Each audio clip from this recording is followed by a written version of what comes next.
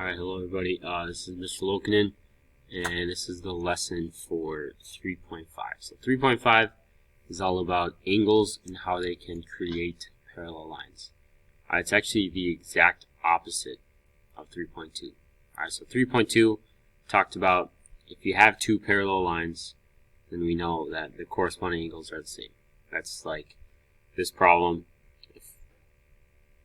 If it told us that these two lines M and N were parallel, then we could conclude that 2 and 6, those angles, or the corresponding angles, are congruent. Alright, so but what 3.5 is talking about is if it doesn't give us that M and N are parallel, if we can figure out that these two angles are congruent, then that proves that M and N are congruent. Alright, M and N would be parallel.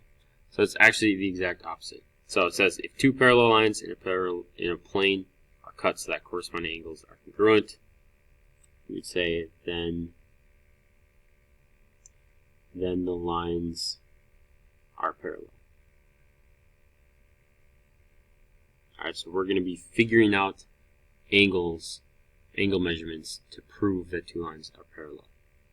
Alright, and the most common one is, remember, if corresponding angles are congruent, then lines are parallel. So that's the majority of the ones that we're going to be figuring out. Alright, so we have this little box to refer to. It says, just like I just said, if corresponding angles are congruent, then lines are parallel. Alright, also if alternate exterior angles are congruent, then we know those lines are parallel. An example of alternate exterior would actually be these angles, this angle and this angle. Those are congruent if those lines are supplementary. Consecutive interior angles are supplementary, so that would be like this angle and this angle, same side of that transversal, and on the interior.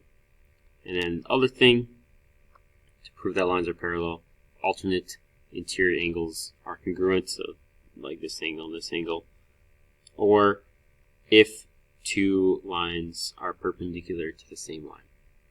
Alright, so if you have two lines, they're both perpendicular, that means that these two lines are parallel. Alright, so first question says find X so that L is parallel to M. Alright, so this is what most of the problems will look like. Will give us a scenario, and we have to figure out, solve for X so that it proves that those lines are parallel. Alright, so these two angles, what you got to start with, figure out what those are, what do we call them, and then if they're congruent or if they are supplementary.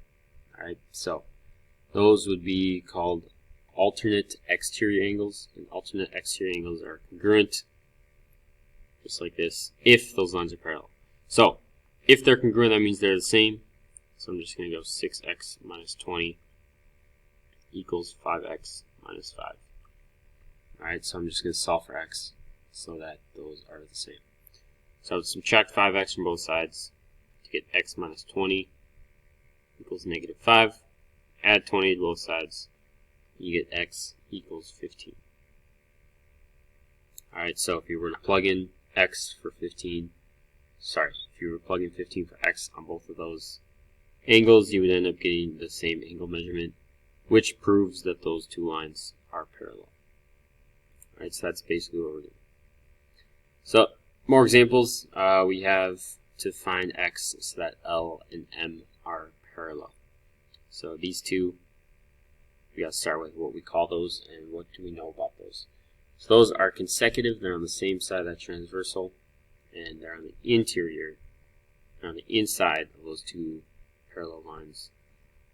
And we know consecutive interior angles are supplementary. Alright, so we wouldn't set them equal to each other. We would add them up together and set it equal to 180. Set it up like that, and then we just got to solve for x. So you combine x, so we get 10x plus 40 equals 180. Subtract 40 from both sides, and we get 10x equals 140. divide each side by 10, and we get x equals 14. Alright, so that's what the question is asking for. If you were to plug in x, then that would give us two angles that would be supplementary. Next, we have another example. We have this angle and this angle. So we start with, it's on the opposite side of that transversal. So we call it alternate. And then it's on the interior of those two other lines. Alright, so alternate, interior. And we know alternate interior angles are the same. So we would go 5x minus 12 equals x plus 40. I'm just setting them equal to each other. And that's just algebra. We subtract x from both sides, get rid of this, to get 4x minus 12 equals 40. And then add 12 to both sides, and we get 4x equals 52. Divide each side by 4, and you get x equals 13. Alright, so that's that. Next example. So this one, it says find x so that L is parallel to line M. So like I said, this is going to be all of the problems in the homework are set up like this. So with this problem, if you look back at that table that we originally set up, it says two lines are perpendicular to the same line. Two lines are perpendicular to the same line, that means that those two lines are parallel. Alright, so if I know that this transversal, or line N, is perpendicular to this, it would mean it would have to be perpendicular to this line as well to prove that those two lines are parallel. Alright, so what I'm going to do is I'm going to go 5x plus 15 equals 90. We got to solve for x to make it that angle would be equal to 90 degrees. That way we know that they're parallel. Alright, so we're just solving for x. Subtract 15 from both sides. You get 5x equals 75. Divide each side by 5. And we get 15. No, I'm not spending a whole lot of time on the algebra, but we should know how to do algebra like that. So, next one.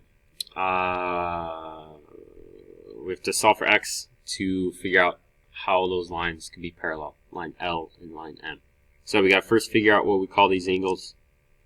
Alright, they are on the same side of the transversal. Alright, so they're consecutive.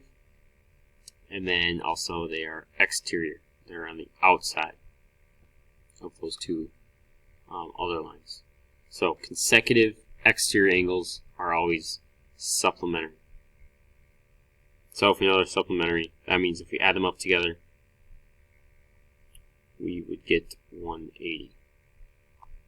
Alright, add them up together, add up the x's, and we get 10x, negative 12 plus a negative 9, give us a negative 21.